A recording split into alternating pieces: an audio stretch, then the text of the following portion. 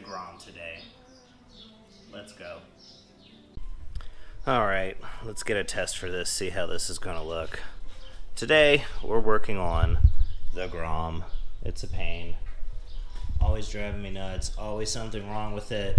Right now, we have an air leak. So we got to figure out why the air leak is happening, where it's happening, which means we got to tear all the body panels off. Pain in my ass. Giant pain in my ass. But that's what happens when you have a grom. They're dumb, and you shouldn't have one. Let's go.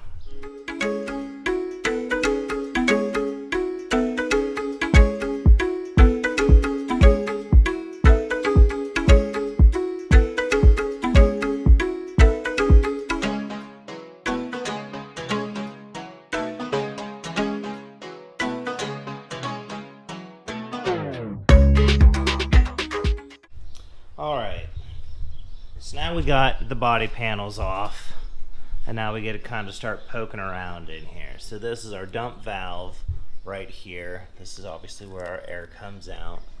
We got the compressor tucked up here underneath the tank. That was a pretty straightforward process. And we got our line that comes out the other side.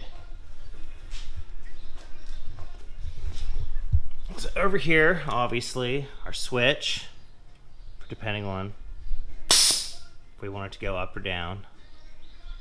You can kind of see there, I want to get that adjusted to where it doesn't, where you won't be able to hear it rattle, because that rattling is just unfucking godly annoying. But where our other problem is, we have a leak somewhere. I just don't know which one it is because there's multiple places it could be. So this is our first tee.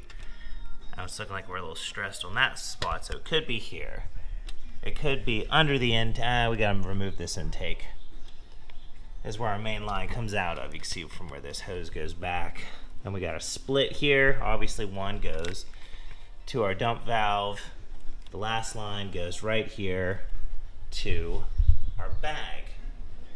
Right under here, so I gotta get up in here and try to adjust that now.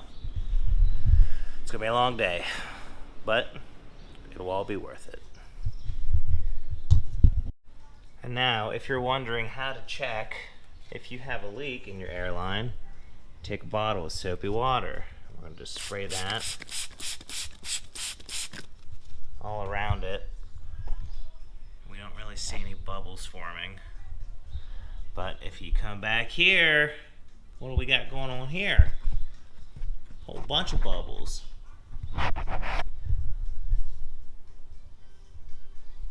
So if we put some more air into it, we should see some more bubbles form.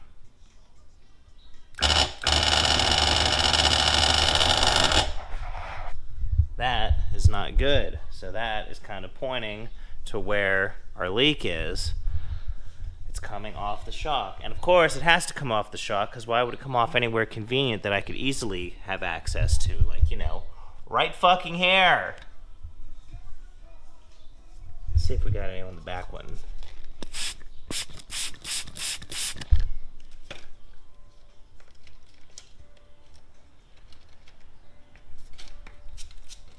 Oh, that's a little too tight.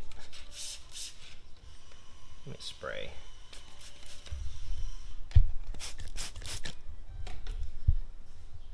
You got anything on the dump valve there? Yes. We got a leak on the dump valve. I don't know if you can see it bubbling up there.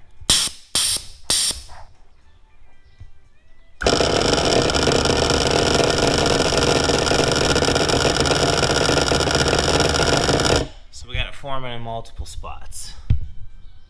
2 joints. Well, let's get to work. Alright, we had to get a little creative here. So we've identified our leak. I didn't feel like taking the whole shock off, so unbolted this. And now we gotta strip our Teflon tape from here. Then we can run some new lines and hopefully get this thing doing what it should be doing. Laying frame.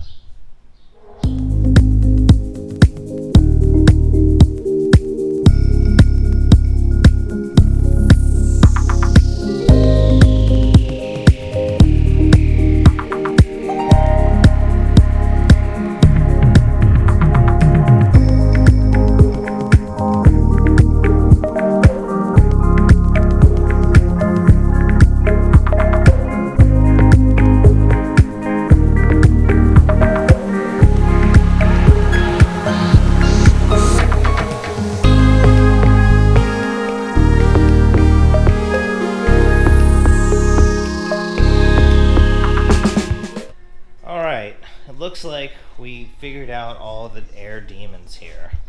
So we ran some new pipes. I gotta clean this mess up a little bit. Damn, let's focus that there. So we got coming out of our air compressor into a T. This long line goes down to her.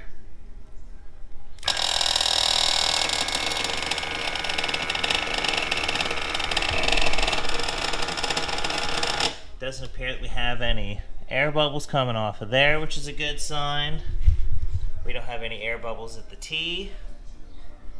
We don't have any air bubbles on our release valve. So now we can unhook this, rewire that. And then the next thing we're gonna do, where is it? Finally hook up a pressure gauge so we can see what the hell we're doing. All right, well, I guess we got about as much. I think it's finished. I haven't found any leaks so far, so here's how we're sitting now. So this is aired up. I think we're sitting about 100 PSI maybe. What's it say here? Yeah.